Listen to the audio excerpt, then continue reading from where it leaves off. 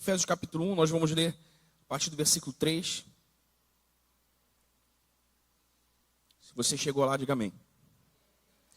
Diz assim a palavra do Senhor: Bendito seja o Deus e Pai de nosso Senhor Jesus Cristo, que nos abençoou com todas as bênçãos espirituais nas regiões celestiais em Cristo.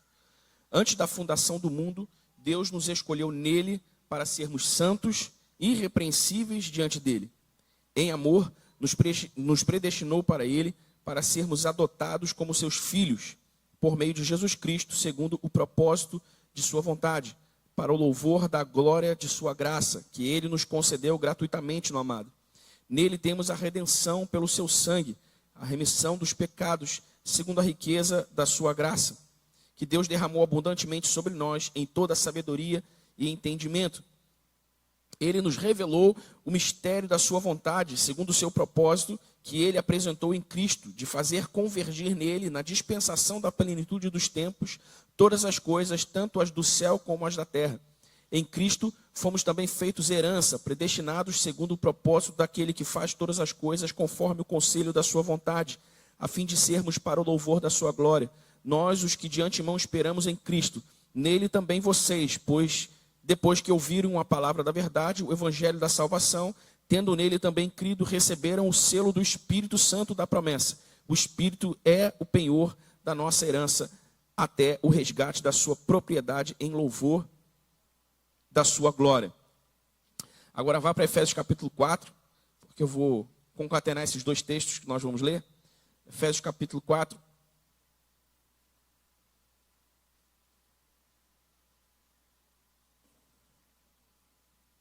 A partir do versículo 11.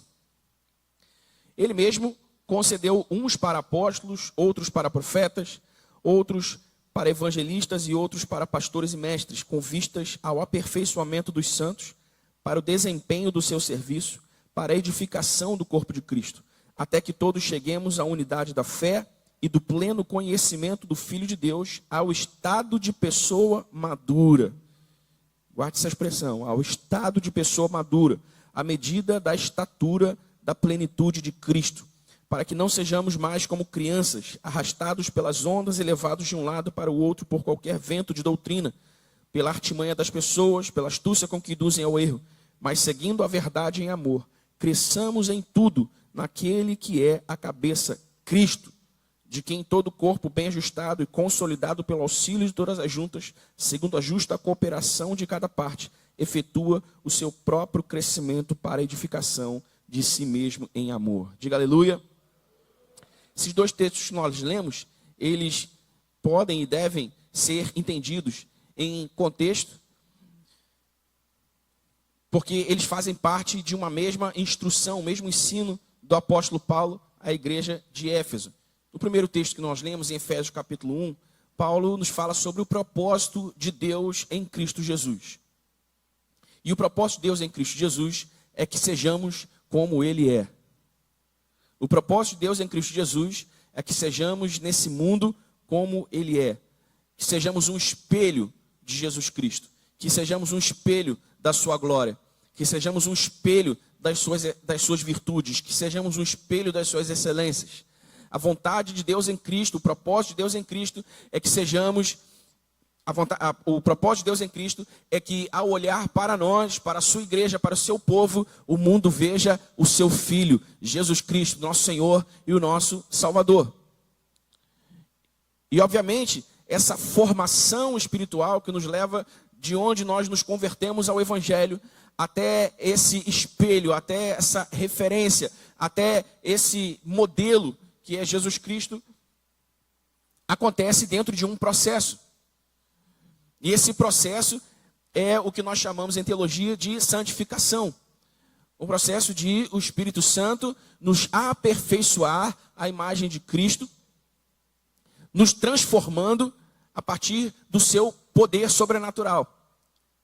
Então o Espírito de Deus em nós, em comunhão conosco, vai nos transformando, nos santificando, para que sejamos cada vez mais parecidos com Cristo. Esse é o propósito de Deus em Cristo Jesus para mim e para você.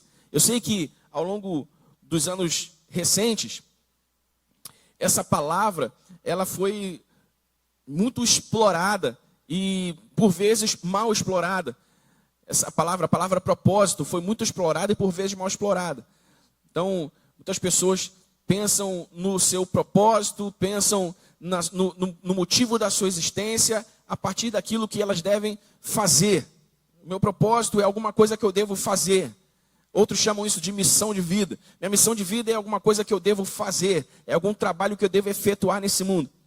Mas essa não é a visão do Evangelho de Jesus Cristo sobre o sentido da palavra propósito.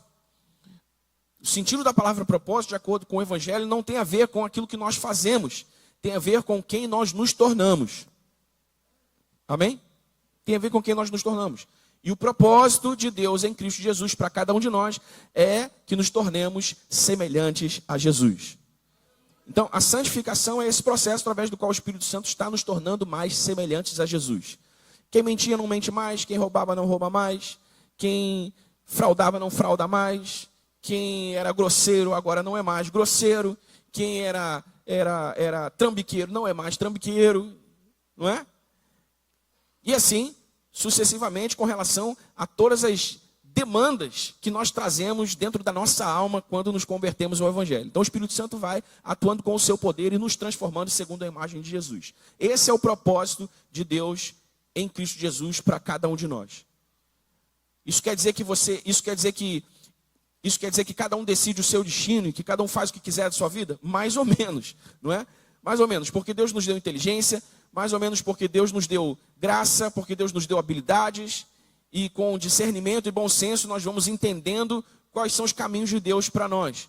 Mas essencialmente, o seu propósito não tem a ver com o que você faz ou com o que você fará nesse mundo enquanto você estiver vivendo os seus dias aqui na terra. Tem a ver com quem você está se tornando. Amém, irmão? Com quem você está se tornando. Se você está se tornando uma pessoa mais parecida com Jesus, então você está cumprindo o seu propósito. Você está cumprindo o propósito de Deus para a sua vida. Amém? É nisso que nós devemos pensar quando ouvimos a palavra propósito. Agora, como eu disse, isso acontece dentro desse processo chamado santificação. Nós alcançamos o propósito de Deus para nós, nós alcançamos o nosso propósito dentro desse processo de santificação. Isso tem a ver com o primeiro texto que nós lemos. O segundo texto que nós lemos, em Efésios capítulo 4, tem a ver com como esse processo de santificação ele acontece. Como ele se desenvolve. E é aqui que eu quero concentrar a minha atenção com você, para que você entenda que a maturidade que se espera de nós é aquela que reflete a imagem de Cristo.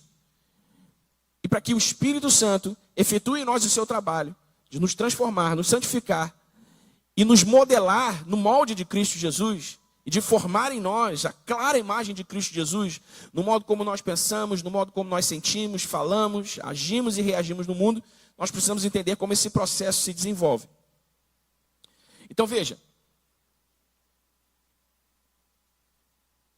em primeiro lugar, esse processo de santificação, essa maturidade para a qual o Espírito Santo está trabalhando em nós, ela é um processo guiado. Diga comigo, processo guiado. Esse é o sentido do discipulado. E é através do discipulado que o Espírito Santo nos faz semelhantes a Jesus. Nós vimos ao Evangelho e nós somos discipulados por discipuladores que estão nos comunicando as virtudes de Cristo e cooperando dessa maneira com o trabalho do Espírito Santo de nos transformar, de nos fazer semelhante ao nosso Senhor. Mas é importante entender isso, é importante entender que essa maturidade que se espera de nós é um processo de aperfeiçoamento guiado. Nós lemos no versículo 11 de Efésios 4 que Deus estabeleceu os ofícios ministeriais, apóstolos, profetas, evangelistas, pastores e mestres, para guiarem a igreja no discipulado que a conduz à maturidade. Nós precisamos conservar uma disposição humilde para aprender com os nossos líderes, pois não há maturidade bíblica sem a liderança espiritual que o próprio Cristo proveu à igreja. Amém, irmão?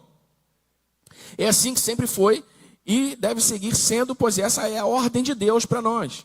E não só a ordem de Deus, mas a ordenação de Deus para nós. Deus determinou que o aperfeiçoamento dos santos, que a santificação dos santos, que a maturidade dos santos fosse um processo guiado por seus líderes. E essa é uma cadeia que não termina nunca. Por quê?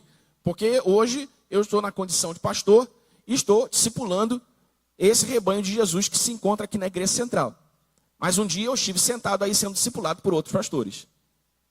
Um dia eu estive sendo discipulado por outros irmãos na fé mais maduros, que foram comunicando a mim as verdades eternas de Cristo, do Evangelho, e também as suas virtudes. E através disso o Espírito Santo foi me modelando, me trabalhando, me transformando. Amém? Então essa cadeia, ela não termina nunca. Muito provavelmente, alguns de vocês aqui estejam discipulando pessoas na sua jornada no Evangelho. E se não estão, deveriam estar. Aliás, esse é um tema das próximas mensagens que eu vou pregar aqui. Todos nós precisamos estar discipulando alguém. Amém, irmão? Nenhum de nós deve reter aquilo que Deus tem derramado sobre a nossa vida. Nós precisamos continuar derramando isso sobre a vida de outros, porque essa é a natureza e a operação do discipulado. Então, Deus determinou que o crescimento da igreja, a maturidade da igreja, acontecesse dentro desse processo de aperfeiçoamento guiado. O que é que eu quero dizer com isso, irmão? Quero dizer com isso que a igreja, de um modo geral, precisa ouvir os seus líderes. A igreja, de um modo geral, precisa ouvir os seus pastores. E eu quero usar o sentido de ouvir, tal qual a palavra grega que traduz para o português o verbo ouvir, que é akoi. Diga comigo, akoi. Tá vendo? Você já sabe falar grego. Akoi. Eu não falo grego não, irmão. A gente procura essas palavras no dicionário para parecer que a gente sabe mais um pouco. Akoi. O que significa akoi? Ouvir e entender. Ouvir e entender. Akoi significa ouvir e entender. Então, quando Jesus, por exemplo, está contando a parábola do semeador para os seus discípulos, ele diz, olha, a semente que cai em boa terra é como aquele que ouve as minhas palavras e as recebe, ou as compreende. É exatamente isso, akoi, ouvir e compreender, ouvir e entender. Então Deus escolheu amadurecer a igreja por meio dos seus líderes, por meio dos seus pastores. Por que eu estou dizendo isso, irmão? Primeiro porque isso é um fato, está escrito na Bíblia. Nós acabamos de ler em Efésios capítulo 11, 12, 13, 14. E segundo, porque nós estamos vivendo hoje numa época de muitas vozes falando ao mesmo tempo. E dentro da nossa bolha evangélica nós estamos vivendo um tempo de muitas vozes falando em nome de Deus. Muitas vozes falando em nome de Deus, coisas que Deus jamais disse. Certo? Está comigo aqui? Nós precisamos ter cuidado. Nós precisamos ter cuidado. Porque a acessibilidade a esse imenso volume de informações pode levar a igreja a um lugar de instabilidade espiritual e também de... Não sei a palavra que eu posso usar aqui, mas é um lugar de instabilidade espiritual e é um lugar em que você para de crescer, para de amadurecer, para de se desenvolver em Cristo. Como isso acontece? Isso acontece na divergência de informações. A divergência de informações. Nem todo mundo tem maturidade, por isso que a gente está dentro desse processo guiado de aperfeiçoamento, de santificação. Mas nem todo mundo tem maturidade para discernir o que alguém está dizendo em nome de Deus, se isso é de Deus mesmo ou não. Concorda comigo? E, infelizmente, muitos desses irmãos que não têm maturidade para discernir isso, acabam abraçando palavras ditas em nome de Deus, que não foram ditas por Deus, fazendo disso valores fundamentais para a sua espiritualidade cristã, o que obviamente não vai funcionar, porque é como uma casa construída sobre areia, um fundamento que não resiste ao tempo. E aí o que isso provoca? Isso provoca esse estado de imaturidade que não se reverte. Esse estado de maturidade que não se desenrola. Certo? Não sei se você viu, mas está circulando aí nas redes sociais. Eu não lembro agora quem produziu a pesquisa, mas não é uma pesquisa difícil de fazer. Quem são os pastores, 25 pastores mais seguidos nas redes sociais. Você viu? Alguém viu isso aqui, não? São os 25 pastores mais seguidos nas redes sociais no mundo todo. E um dado interessante sobre esse levantamento é que praticamente metade da lista não são pastores.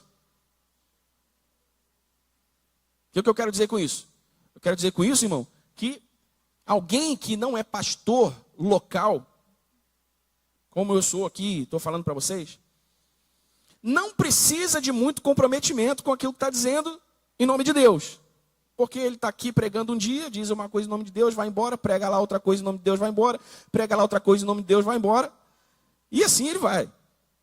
Muitos desses 25 nomes que apareceram lá são o que se chama hoje de influenciadores digitais. Influencer não é ministério, tá, irmão? Deus pode te usar como influenciador digital, Deus pode te usar com entrada no mundo digital para que você espalhe a mensagem do evangelho, ou qualquer que seja a sua mensagem, se ela for boa, se ela edificar. Mas isso não é necessariamente ministério. Então quem está falando coisas para a internet em nome de Deus, não tem lá muito comprometimento. Ou não precisa lá de muito comprometimento, né? Quem é que vai segurar a bucha na ponta, irmão? Fala para mim. Quem vai segurar a bucha na ponta?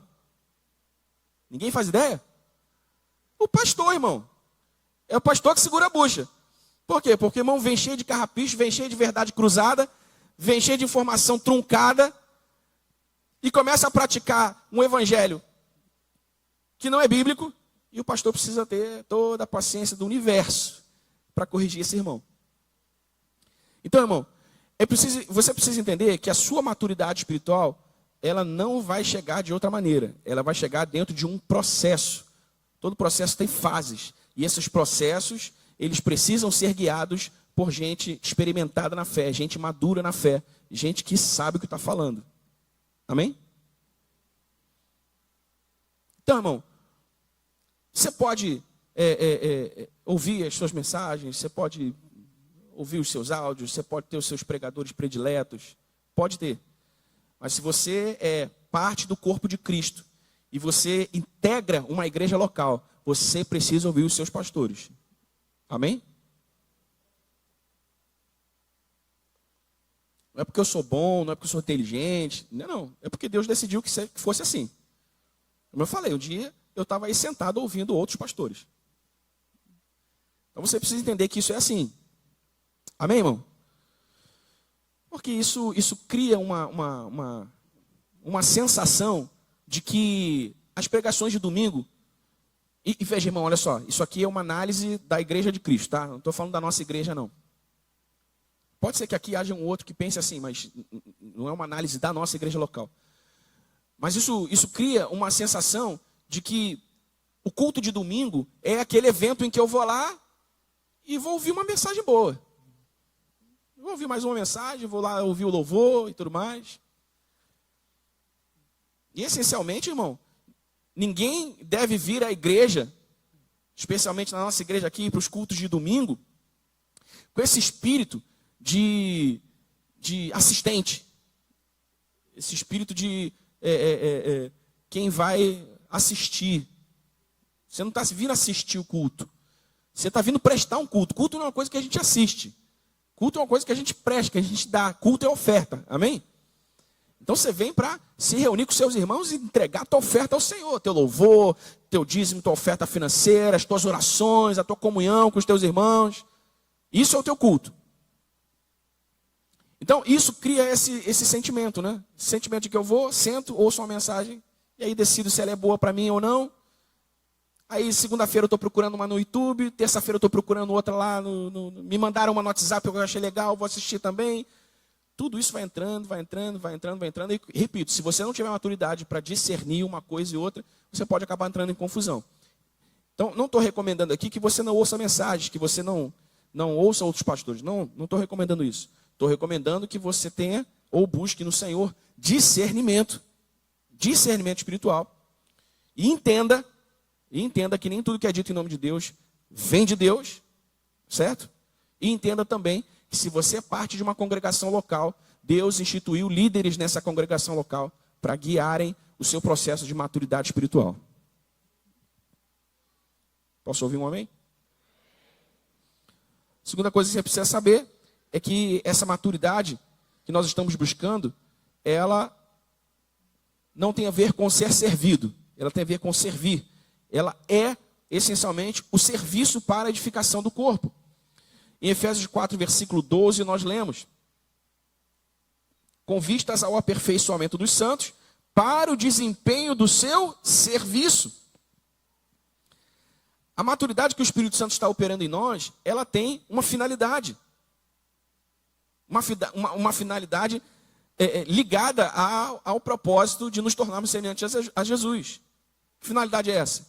Que estejamos aptos para servir uns aos outros. Amém? Amém, igreja? Servir uns aos outros, servir o corpo de Cristo, servir a nossa comunidade local, servir os irmãos, servir. Esse é o espírito do Evangelho. A maturidade bíblica visa o serviço que promove a edificação do corpo de Cristo. Nenhum de nós amadurecemos para nós mesmos, senão para amar e servir uns aos outros, como Cristo fez e nos ensinou a fazer. Põe na tela, por gentileza, Lucas, Mateus capítulo 20, a partir do versículo 25. Então Jesus, chamando-os para junto de si, disse: vocês sabem que os governadores dos povos os dominam e que os maiorais exercem autoridade sobre eles. Mas entre vocês não será assim, pelo contrário, quem quiser tornar-se grande entre vocês, se coloque a serviço dos outros, olha só. E quem quiser ser o primeiro entre vocês, que seja servo de vocês. Tal como o Filho do Homem, que não veio para ser servido, mas para servir e dar a sua vida em resgate por muitos. Amém, irmãos? A santificação, o processo que nos leva à maturidade espiritual, tem a finalidade de nos fazer servos melhores. Amém? Servos melhores. E esse espírito de servo, essa disposição e iniciativa de servir, não tem a ver com a igreja, não tem a ver somente com a igreja e com o que se faz na igreja. Porque muitas pessoas fazem essa confusão, né? Quando a gente fala sobre servir, as pessoas estão pensando em servir em algum ministério, em fazer alguma coisa na igreja. Isso também é parte de servir, mas isso não é todo o servir. O servir é esse espírito com o qual nós vivemos a nossa vida. Na igreja, fora da igreja, no seio da nossa família, no trabalho, na vizinhança. Está comigo aqui, irmão? Servir. Se você não está servindo como Jesus, se você não está edificando as pessoas perto de você, através do seu serviço, desse espírito disponível para servir, seu processo pode estar travado. E você precisa entender isso. Você precisa entender que o Espírito Santo nos santifica para nos tornarmos servos melhores. Jesus não é o nosso mestre, não somos seus discípulos, estamos seguindo os seus passos. Nós acabamos de ler as palavras do próprio Jesus. O Filho do Homem não veio para servir, não veio para ser servido, mas veio para servir. E ele diz, olha, quem quiser ser maior entre vocês, seja o último e servo de todos. Quem quiser ser grande, sirva aos seus irmãos. Então no reino de Deus, irmãos, no reino de Deus, não existe esse tipo de hierarquia onde um manda e o outro obedece. Entende? Igual quando as redes sociais explodiram, né? Eu me lembro, minha mãe era pastora e de vez em quando ela via lá os crentes dando mole na internet, né? Via lá no Facebook os crentes dando mole na internet. Tu viu o que fulano fez? Tu viu o que fulano falou? Escreveu no Facebook? Falei, mãe, presta atenção nisso não, pelo amor de Deus. Meu. Se mergulhar nessa água aí, tu não vai sair dali nunca mais. Falei, o pastor não é polícia de ninguém. Eu não sou polícia do rebanho. Eu não sou polícia dos meus irmãos. Eu sou servo dos meus irmãos. Amém? Eu ensino a verdade. Mas a minha mãe sempre foi muito zelosa, muito zelosa. 1 milhão de vezes mais zelosa do que eu sou. Então ela se incomodava mesmo. E chamava no privado. Oh, tira essa foto aí, essa foto está indecente. Já fiz isso também, irmão, mas não com tanta veemência como ela fazia. Por quê, irmão? Porque a gente ensina, a gente educa, a gente discipula. No fim das contas, quem toma a decisão de fazer ou não fazer é você. E, irmão, goste você disso ou não, a maturidade espiritual contempla a liberdade de tomar decisões, de fazer escolhas. Amém? Às vezes as pessoas querem ser dirigidas. Em certa medida, os pastores dirigem suas ovelhas. Mas eu não posso tomar decisão por você, eu não posso fazer escolhas por você, eu não posso decidir o que você vai comer, o que você não vai comer, o que você vai vestir, o que você não vai vestir. Eu te ensino qual é o padrão do Evangelho. E você precisa tomar a decisão de abraçar o padrão do Evangelho ou não. Mas, o fato é que a maturidade que se espera de nós necessariamente deve nos levar a servir. Servir. Amém, irmãos? Nem sei porque que eu falei desse negócio de Facebook. Mas é isso, tem a ver com servir. Não lembro como é que eu liguei uma coisa a outra agora, mas tem a ver com servir. Servir, você precisa estar disponível para servir. Amém, irmão? Quem quer ser o maior tem que servir. Disse, mas eu também não quero ser o maior, pastor, então deixa isso para lá. Filho do homem não veio para ser servido, veio para servir. E se ele é nosso mestre, nós somos seus discípulos, nós também devemos conservar essa disposição no nosso coração. Amém, irmão? Faça pequenos exercícios para estimular isso no seu coração.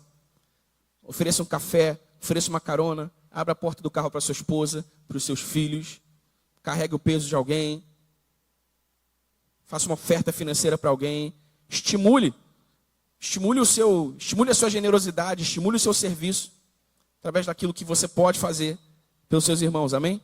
Mas você precisa saber que a maturidade que se espera de nós tem que nos levar a servir. Em terceiro lugar, a maturidade que se espera de nós, ela é cristocêntrica. Tem Jesus no centro. Versículo 13. Até que todos cheguemos à unidade da fé e do pleno conhecimento do Filho de Deus, ao estado de pessoa madura, à medida da estatura da plenitude de Cristo. Não tem a ver com homem, não tem a ver com liderança, não tem a ver com ministro, quem quer que seja, tem a ver com Jesus. Amém, irmãos? Tem a ver com Jesus. Hoje, nós vivemos numa era em que ministros, artistas, pastores, vivem, alguns, no status de celebridade, no status de rockstar, no status de grandes, sabe? A gente precisa cuidar do nosso coração, irmão. A gente precisa cuidar do nosso coração. Porque, muitas vezes, ministérios e igrejas são construídos em torno da figura de um homem, que não é Jesus. Então, todo ministério, toda igreja que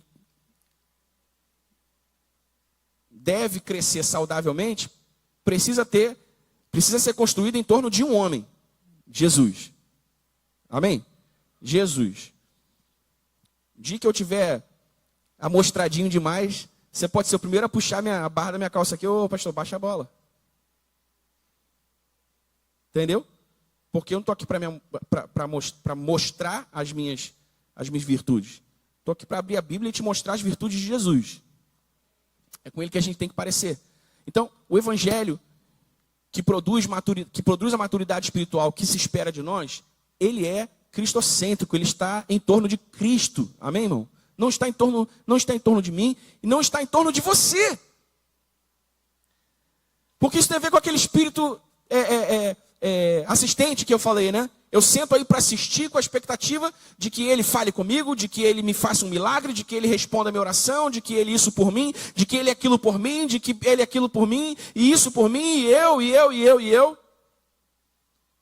Sai do roteiro, a gente fica chateado, acha que o culto foi ruim. Não tem a ver comigo, não tem a ver com você, irmão, tem a ver com Jesus. Amém? Tem a ver com Jesus. Se nós não estivermos pregando Jesus, se nós não estivermos ministrando Jesus, se nós não estivermos servindo Jesus, apontando Jesus, mostrando Jesus através da Bíblia, Se nós não estivermos viabilizando que o Espírito Santo modele a nossa vida, a imagem de Jesus não está valendo a pena, não está funcionando. Porque tem que ser cristocêntrico, Jesus tem que estar no centro, Jesus tem que estar no meio. Jesus tem que ser o primeiro e o mais importante. Você está entendendo o que eu estou querendo dizer, irmão? E é de se preocupar, né? Porque a tendência é que conforme vai se aproximando da volta de Cristo, essas aberrações vão se tornando cada vez maiores. É triste, irmãos, é triste. Sabe? Como pastor, eu vejo muitos pastores, vejo muitas igrejas e vejo, sabe, como em alguns lugares as coisas estão muito esquisitas. Muito esquisitas. Deus abençoa as pessoas que têm coração puro e que estão genuinamente buscando ao Senhor Jesus pela fé através dessas igrejas e desses pastores? Sim. Mas estão todos operando na misericórdia, não na graça, né? Meu Deus, por misericórdia vai. Mas não queremos só misericórdia, irmão. Queremos a graça, queremos o favor, queremos a abundância do Senhor no nosso processo de crescimento, de maturidade espiritual. Amém? Então, nós precisamos nos lembrar que é sobre Cristo. Nosso modelo de maturidade é Cristo. Todo nosso movimento de crescimento e aperfeiçoamento espiritual deve ter o modo de Cristo como resultado último a ser alcançado. Devemos sempre olhar para a Bíblia, especialmente os Evangelhos, a fim de reconhecermos no Cristo homem o tipo de pensamento e comportamento, comunicação verbal, comunicação não verbal, padrões de valores, princípios, para imitarmos a Jesus Cristo, o homem, em tudo. Pois esse é o fim do discipulado, que nos tornemos como nosso mestre. Amém? Então, nós precisamos abrir a Bíblia, olhar os Evangelhos, olhar nos Evangelhos o Jesus homem. É um exercício muito legal, muito legal. Como Jesus homem falava, como Jesus homem expressava seus sentimentos, como Jesus homem expressava sua raiva, como o Jesus homem orava, como Jesus homem jejuava, como Jesus homem falava com Deus Pai, tratava os seus semelhantes, ministrava. E nós precisamos olhar Jesus e imitar Jesus. Amém, irmão? Fala comigo, amém. Assim seja. Que Jesus seja o nosso modelo para olharmos Jesus e imitarmos Jesus sempre, em tudo. Jesus é o nosso padrão. Jesus é o nosso modelo.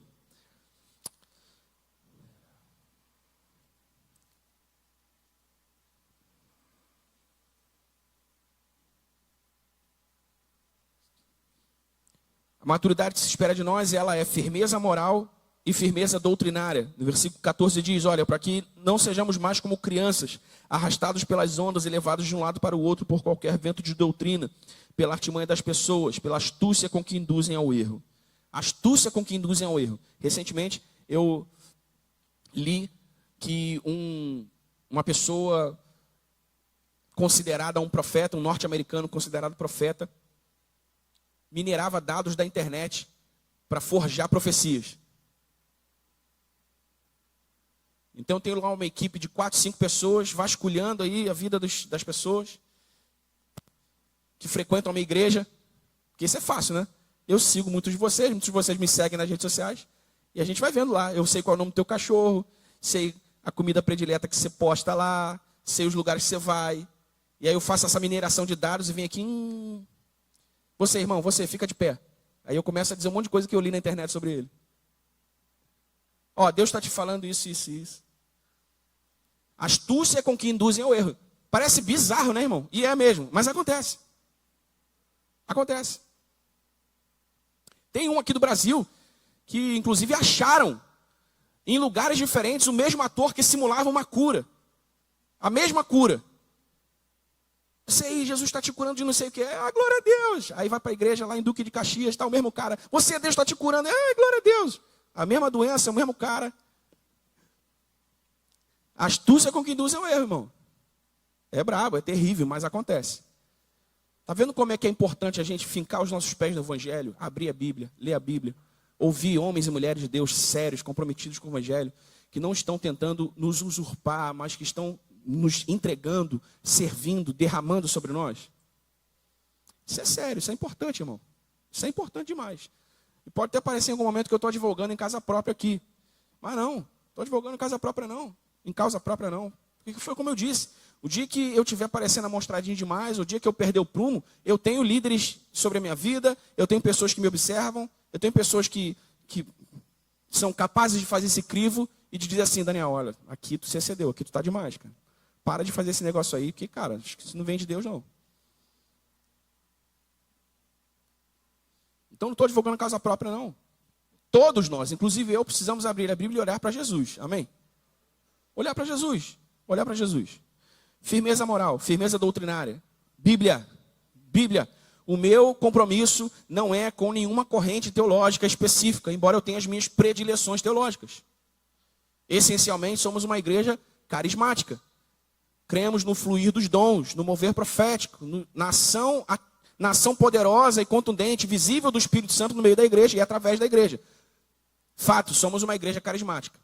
Há irmãos de denominações históricas que não são carismáticos, que não creem na atividade dos dons do Espírito Santo, que não creem nesse mover do Espírito Santo que nós cremos. Tudo bem, está tudo bem.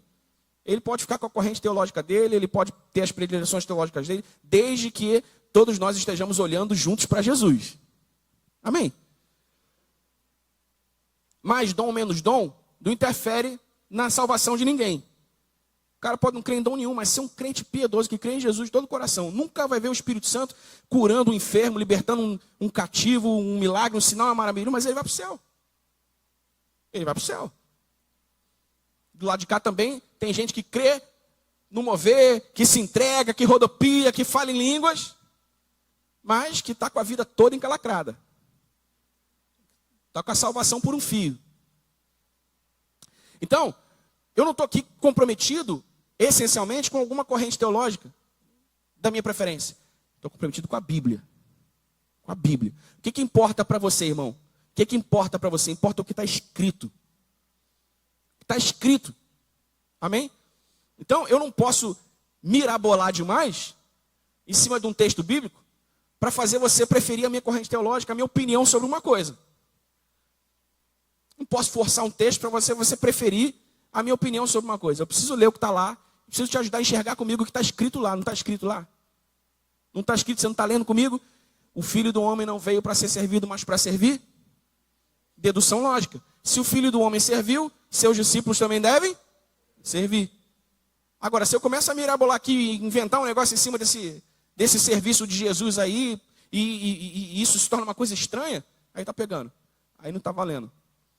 Então, firmeza doutrinária, para que a gente não seja induzido pelo erro, por aqueles que induzem ao erro. Amém, irmão? Érica às vezes fala, né, que domingo sim, eu também estou dizendo para você ler a Bíblia. Tem que ler, irmão. Tem que ler a Bíblia. Tem que ler a Bíblia. Amém? Ah, pastor, mas eu não tenho o hábito de ler. Desenvolva. Maus hábitos e bons hábitos são todos formados do mesmo jeito. Repetição. Você força uma barra, vai repetindo e aquilo vai se tornando natural e você vai começando a gostar e pum, adquirir um novo hábito. Ah, eu não gosto muito de ler. Aí você fica nesse lugar onde eu posso dizer qualquer bobagem, que você não sabe onde está na Bíblia, você não sabe nem se está na Bíblia, e você vai acreditar em mim. Tua sorte é que eu não sou um pastor pilantra. Né? Tua sorte é que eu não sou um pastor pilantra, senão eu faria esse tipo de coisa. Então, irmão, eu preciso que você leia a Bíblia. Você precisa ler a Bíblia. Amém?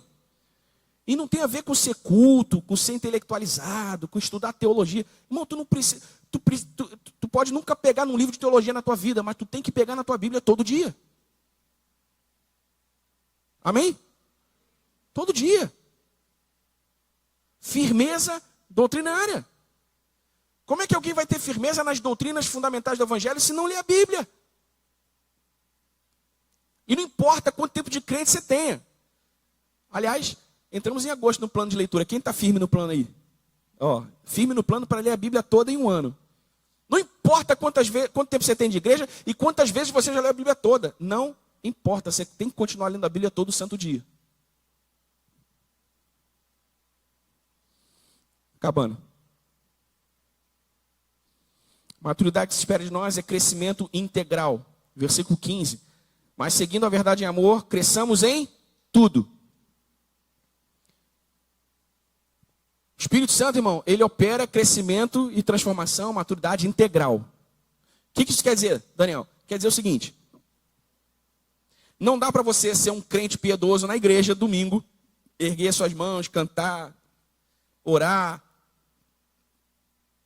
gritar glória a Deus, e chegar em casa maltratar tua esposa, chegar em casa maltratar teu esposo, chegar em casa educar mal os teus filhos, chegar em casa, ou chegar segunda-feira no trabalho e dar jeitinho para se dar bem no trabalho, dar jeitinho para passar teu patrão para trás.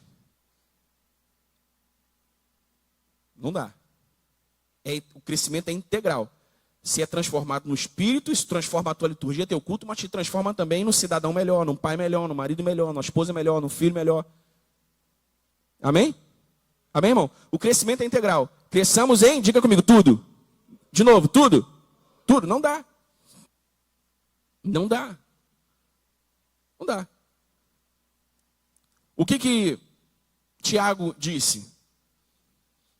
Tiago disse que a fé sem obras é morta. O que isso quer dizer? O contexto imediato do texto fala sobre atos de justiça que fazemos, né? Alguém que tem posse, vê o seu irmão necessitado, se não compartilha. Ok, mas isso pode ser aplicado a partir de um princípio maior, que é o quê? Que é qual? Se a fé que nós professamos não produz obras de justiça, isso não significa só ajuda aos necessitados, mas se não produz transformação de vida, essa fé é morta. Essa fé é morta. Amém? Eu gosto, irmão. Eu gosto que vocês fazem esse silêncio, que eu acho que está entrando a mensagem. Não dá. Não dá. Não dá para você ser um... Presta atenção, irmão. Presta atenção. Não dá para você, durante a semana, abraçar um montão de valores contrários ao evangelho. E no domingo, glória a Deus, vamos cedo. O religioso chega a ser o primeiro a chegar, é o último a ir embora. E estamos crente domingo. Hoje é domingo, dia de ser crente. Não dá, irmão. Não dá. Se tu não for na igreja, o mesmo cara que tu é na padaria comprando pão, se tu não é na igreja, o mesmo cara que é na drogaria comprando um remédio, no mercado comprando uma comida, no teu trabalho, na lida com o teu patrão, com os teus colegas de trabalho, não está valendo. Não está valendo. Amém? Cresçamos em tudo. A maturidade que se espera de nós, a santificação que o Espírito está operando em nós, ela é integral. Integral. Então você tem que pensar, você tem que manter isso em mente. Porque não é só o domingo, e não é só o que você faz aqui. Eu sei que você entende isso, mas é preciso enfatizar, né? É a minha função aqui. Não adianta só você estar aqui no domingo e cumprindo essa função religiosa, entregando a tua liturgia. Mas não. Ó, por exemplo, eu sou pai de uma criança de 6 anos. E essa criança de 6 anos, ela é o que se chama de geração alfa, que nasceu imersa nesse universo tecnológico que nós temos. Eu sempre falo isso aqui é um tema específico até para uma outra conversa, mas a recomendação do Ministério, a recomendação da Organização Mundial de Saúde é que crianças tenham acesso a uma tela somente aos 12 anos. 12 anos. Irmão, é a missão quase impossível para os pais de hoje. Não é? Quem é pai de criança aí? Não é quase impossível. Então, olha só. A gente corta o dobrado. Corta o dobrado, que a Manuela quer pegar. Sabe o que eu estava reparando? A Manuela gosta de tirar foto. Pega o nosso telefone para tirar foto e fazer um vídeo. Eu reparei que ela... Ontem eu ri muito. Que ela pega no telefone, uma coisa besta, mas assim, ela pega no telefone, cara, igualzinho a gente grande, assim, para tirar foto. Faz um formato com a mão, assim, e tal. E quer botar foco na foto. 6 anos de idade. Assim, caraca, onde é que ela está aprendendo isso? Ela nem está tirando tanta foto assim do nosso telefone. Ela vê. E aí ela tirou uma selfie dela fazendo uma pose de menina assim, né, um biquinho. Aí mostrou pra gente, eu falei, caraca, olha só, cara. Né? Então assim, ó, onde eu quero chegar com isso? Quero chegar com isso do seguinte: se você é super santo no domingo, mas entrega a educação dos teus filhos à tela durante a semana, você está sendo irresponsável. Você está sendo um mau pai, você está sendo uma má mãe.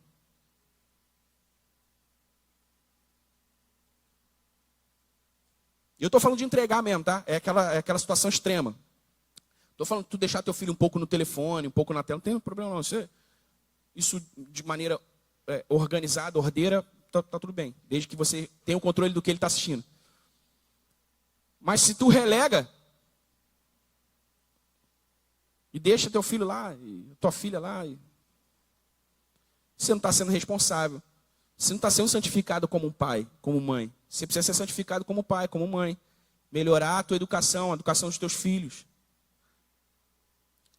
E aí eu estou falando de pai e de criança. Aí você tem adolescência, né? Isso para falar de pai e mãe. Esposa e esposas, os exemplos são mais fáceis ainda, né? Enfim, vou ficar entrando muito nos exemplos. Mas você precisa entender isso. A santificação, a maturidade, ela tem que ser integral. Amém, irmão?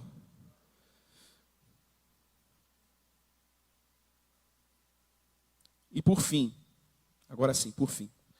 A maturidade, ela é a maturidade que se espera de nós. A santificação que o Espírito opera em nós, ela é comunitária. Diga comigo, comunitária. Versículo 16, de quem todo o corpo, bem ajustado e consolidado pelo auxílio de todas as juntas, segundo a justa cooperação de cada parte, efetua o seu próprio crescimento para a edificação de si mesmo em amor. Não há crescimento espiritual saudável fora da comunidade. Amém, irmão? Não há. Presta atenção. Quando eu digo fora da comunidade, não é fora da igreja. Porque tem gente que está na igreja, mas não está na comunidade. Está comigo? Amém? Tem gente que está na igreja, mas não está na comunidade. Tem gente que só está na igreja. Eu estou falando da comunidade. Eu estou falando da relação com os teus irmãos. Do teu relacionamento com os teus irmãos. Estou falando de discipulado. Estou falando de troca. Estou falando de partilha. Estou falando de você que ainda não está numa conexão, entrar numa conexão. Servir, ser servido, orar pelos irmãos, deixar os irmãos orarem por você, compartilhar, trocar. Amém? A maturidade que espera de nós e a obra do Espírito Santo em nós, ela é comunitária. Comunitária. Eu não cresço sozinho. Você não cresce sozinho. Eu não aprendo sozinho. Você não aprende sozinho.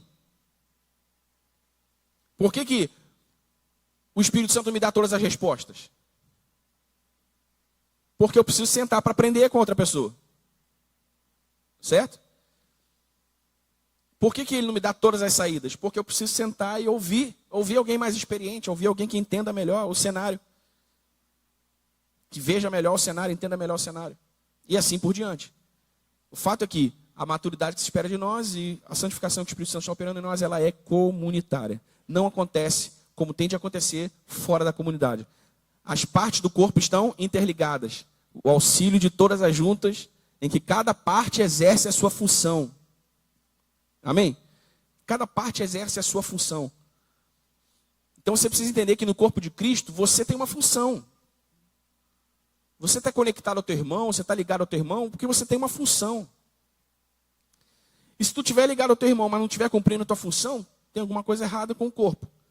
Se tu não estiver conectado ao teu irmão e por isso tu não está cumprindo a tua função, também tem alguma coisa errada com o corpo. Você corta a tua mão, deixa ela ali, no canto. Teu corpo vai continuar funcionando. Vai sentir, vai doer, vai, né, ter várias reações corporais, mas a tua mão está ali. Daqui a pouco a tua mão, ela para completamente. Ela tem ali algum estímulo nervoso, daqui a pouco ela para. Por quê? Porque a mão, apesar de ser mão, ter 5 dedos, ter unha, ela não é nada fora do braço, fora do antebraço, fora do corpo. Não é nada. É um órgão morto. Então, se você está conectado ao teu irmão, mas não está exercendo a tua função, tem problema aí. Se tu não está conectado ao teu irmão, ao corpo, e por isso não está exercendo a tua função, também tem problema aí. Você precisa lembrar que o crescimento, a maturidade, ela é comunitária. Amém, irmão? Por isso que a gente sempre fala, vai correndo da igreja, fica aí, faz comunhão. Aliás, tem feijoada hoje, tá certo? Feijoada hoje. Aproveitando fazer o merchan aqui da nossa cantina. Feijoada da Ana Paula, tá certo? Então, se você não comeu, esquece. Depois de comer essa feijoada, tu não vai querer comer mais feijoada nenhuma. Então, compra ali, que eu acho que ainda deve ter feijoada antes de ir embora. Eu acho até que o pessoal está preparando um espaço ali para a gente comer junto. Estavam comprando mais mesas, mais cadeira para a gente sentar ali e comer junto. Eu acho que é isso, não sei. Mas, compra a tua feijoada. Aí eu falo, né? Fica aí, faz comunhão. Vai correndo não, pergunta pelo teu irmão como é que ele está, como é que não está. Vai, troca uma ideia. Porque, irmão, tu vai encontrar uma oportunidade de servir o teu irmão. Tu vai encontrar uma oportunidade de orar pelo teu irmão. Tu vai encontrar uma oportunidade de liberar um conselho para o teu irmão. Dar uma palavra para o teu irmão. Amém? Amém, igreja? Então, integra. Não fica isolado, não fica sozinho, sabe? Não chega e vai. A gente sabe quem você é porque você está sempre aqui. A gente fala, oi, beleza, mas não te vê mais. Está aqui no culto, depois não te vê mais. Está no culto da noite, depois não vê mais. Cadê fulano? Não sei, está vivendo a semana dele, fazendo as coisas. Então, esteja integrado, esteja conectado. As nossas conexões estão aí. Nós estamos trabalhando para crescer as nossas conexões. Abrimos uma nova conexão essa semana. Irmão, está rolando. Só não pode ficar de fora. Porque senão não tem crescimento. Amém? Amém, igreja? Glória a Deus, né? Glória a Deus pela sua palavra. Glória a Deus por essa obra do Espírito Santo em nós. Que você esteja e se mantenha suscetível, aberto, para que o Espírito Santo faça na tua vida o seu trabalho. Amém, meu irmão? Vamos participar da ceia do Senhor?